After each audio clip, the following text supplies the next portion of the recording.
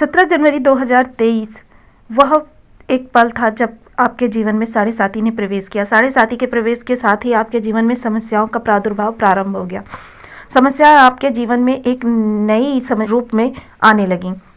रोज एक समस्या का प्रारंभ आपके जीवन में हो गया। सबसे पहले आपको कहाँ से प्रॉब्लम हुई? सबसे पहले आपको आपके वर्क से प्रॉब्लम हुई। आपके काम में रोज अड़चने लगने लगी। कुछ लोगों की जॉब तक छूट गई। कुछ लोगों के इतनी ज़्यादा समस्याएं गंभीर हो गई कि उनकी रोजी रोटी को लेकर बहुत सारी समस्या हो गई। साढ़े साथी का यह समय जो था, आपको वैसे तो गुरुदेव ने यहाँ पर थोड़ा लाभकारी समय बना रखा था कि आपको कम से कम 50% इन्हें समस्याओं को दूर करना था, लेकिन 50% समस्याओं को ये दूर नहीं कर पा रहे थे। सिर्फ वहाँ पर आपको 20% समस्याओं को रिड्यूस कर पाया था इन्होंने। कारण था कि शनिदेव का पाप प्रभाव में होना। अब जब शनिदेव पाप प्रभाव से मुक्त होंगे तो आपके लिए गुरुदेव क्या करेंगे कि जब शनिदेव शतभिषा नक्षत्र में थे तो आपके लिए रोज समस्याएं उत्पन्न हो रही थी, क्योंकि शतभिषा नक्षत्र राहु देव का नक्षत्र है, पाप ग्रह के नक्षत्र में। आप समझ लीजिए उसके पाप प्रभावों में चौगुनी वृद्धि हो गई। अब जब चौगुनी वृद्धि हो गई, दो ग्रहों का प्रभाव एक जगह पर बैठकर आपको बहुत ज़्यादा समस्याएं देने लगा। सबसे पहले आपके शत्रु पक्ष प्रबल हुआ। शत्रु पक्ष प्रबल होने के साथ ही आपके कर्ज लेने की स्थिति आ गई। आपके जो प्रतियोगिताएं थी, प्रतियोगी आपको परास्त करने लगे। तो अब जब ये पूर्व भाद्रपद नक्षत्र में जाएंगे तो किस तरीके के परिवर्तन लेके आएंगे, इन्हीं विषयों पर इस वीडियो में हम पूर्णतया चर्चा करने वाले हैं। बने रहिए हमारे साथ इस वीडियो में। वीडियो बहुत ज्ञानवर्धक होने वाला है, आपको बहुत कुछ जानने के लिए मिलेगा। देखिए, जब हमें आने वाली समस्याओं का पहले से पता होता है या आने वाले कहाँ पर हम अच्छा कर सकते हैं वो चीज़ें हमें पता होती हैं, तो हम उनके निवारण भी सोच सकते हैं। तो नमस्कार दोस्तों, अगर आपके यहाँ पर 12 नंबर बना हुआ है तो ये राशिफल आपके लिए। कुंडली में कहीं भी चंद्रमा के साथ 12 नंबर बना हुआ है तो भी ये राशिफल आपके लिए। कुंडली ना होने की स्थिति में आप इसे नाम राशि से भी देख सकते हैं। तो चलिए प्रारंभ करते हैं। सबसे पहले तो यहाँ पर शनिदेव जब यहाँ पर बैठते हैं या आपके द्वादश भाव में आते हैं, तब आपकी जीवन में साढ़े साथी का प्रारंभ होता है। शनिदेव के यहाँ पर आने का मतलब है आपके कोर्ट कचहरी में खर्चे होना, व्यय में निरंतर वृद्धि होना।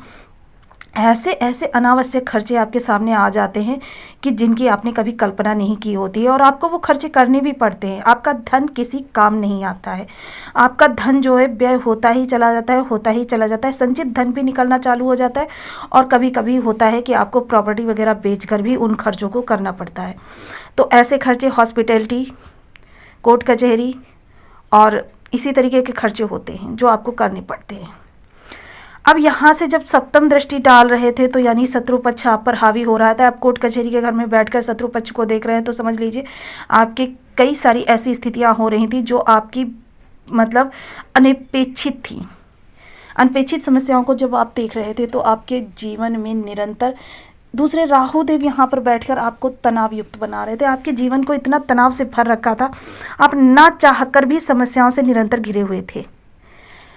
गुरुदेव वैसे तो यहाँ पर बैठे हुए हैं, आपके धन भाव में धन की स्थिति को प्रशस्त कर रहे हैं। आप समझ लीजिए अगर आपके पास थोड़ा बहुत भी धन बचा हुआ है तो गुरुदेव के प्रभाव से ही बचा हुआ है। लाभ संबंध बना रखा है तृतीय एकादश का, यानी कि आपकी समस्याओं में बहुत इन्होंने कमी कर रखी है, क्योंकि साढ़े साथी जो है व्यक्ति को दर बदर ठोकर खिलाने के लिए आती है। अब शनिदेव क्या है? पाप ग्रह हैं, और पाप ग्रह के नक्षत्र में थे, राहु के नक्षत्र में। राहु इनके पाप प्रभावों में वृद्धि कर रहे थे। अब क्या होगा जब ये गुरु के नक्षत्र में परिवर्तन कर जाएंगे? पूर्व भाद्रपद नक्षत्र जो है वो गुरुदेव का नक्षत्र है, और मीन राशि के अंतर्गत 3 नक्षत्र आते हैं, पूर्व भाद्रपद, उत्तर भाद्रपद और रेवती। 3 नक्षत्र आते हैं, जिसमें अब पूर्व भाद्रपद में शनिदेव का गोचर हुआ है। यानी गुरु के नक्षत्र में शनिदेव का जब गोचर हुआ है, अब जैसे कि हम सभी लोग जानते हैं कि क्लास में जब बच्चा होता है, कितना भी शैतान हो, कितना भी शरारती हो, जब गुरु टीचर आ जाता है, गुरु आ जाता है, तब वो क्या करता है कि शांत चित्त होकर अपने कार्य को करता रहता है, शैतानी की तरफ सोचता भी नहीं है।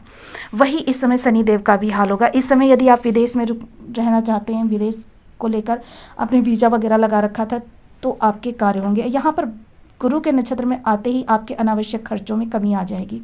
आपके जो नित नए खर्चे आ रहे थे उनमें आपको कमी देखने के लिए आएगी, आपको मितव्ययी बनाएंगे।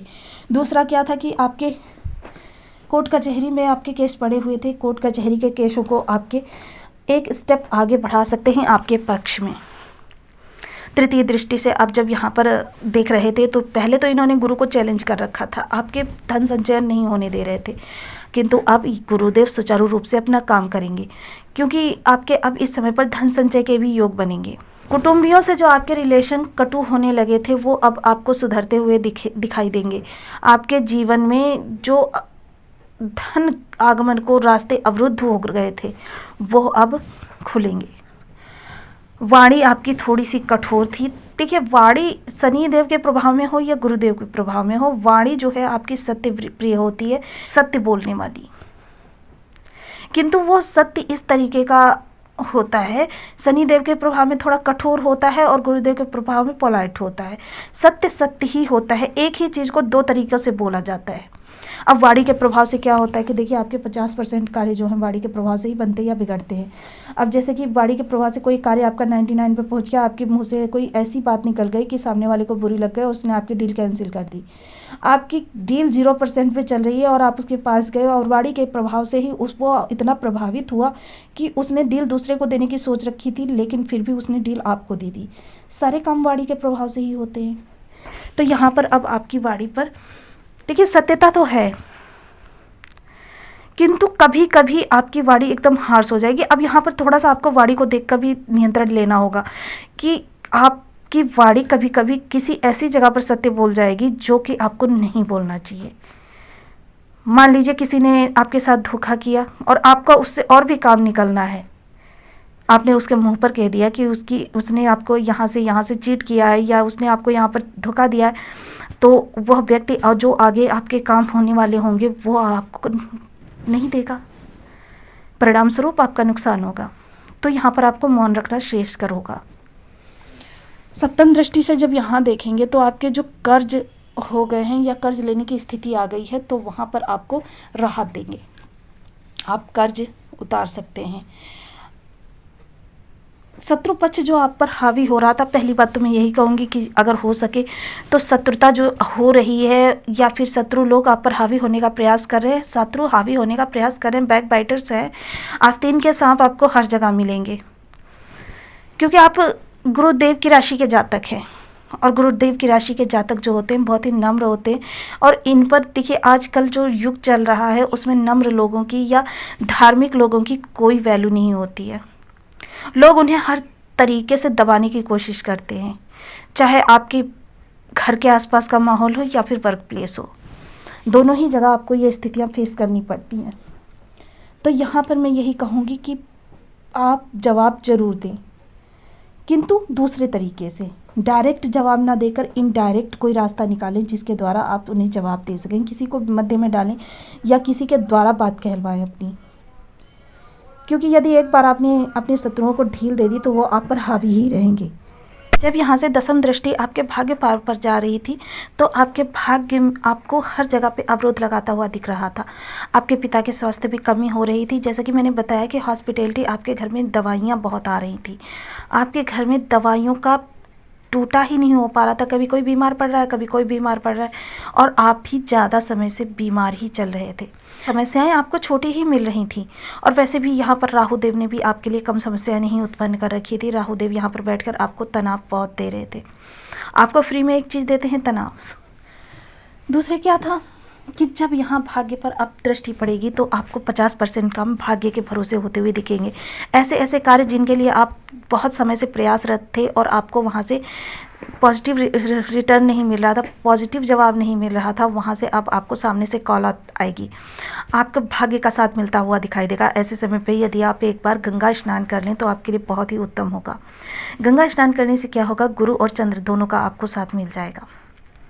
गुरु और चंद्र आपको पॉजिटिव प्रभाव देने लगेंगे और जब आपकी लग्न का स्वामी बली अवस्था में आपको प्रभाव देगा तो यानी कि आपके बहुत ज़्यादा आपको शुभ प्रभाव मिलेंगे भाग्य के।